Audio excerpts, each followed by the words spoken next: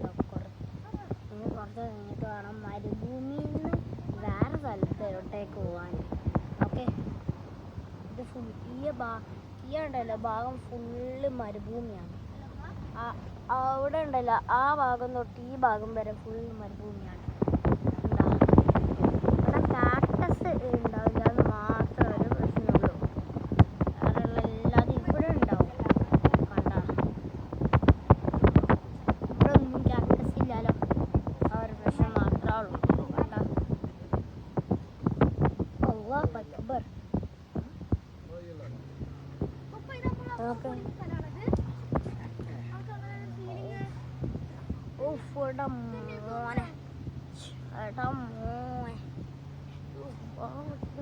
നല്ലോണായിട്ട് കൊല്ലുന്നുണ്ട്. ഇത് റിയലാണ്, ഫേക്കൊന്നല്ല.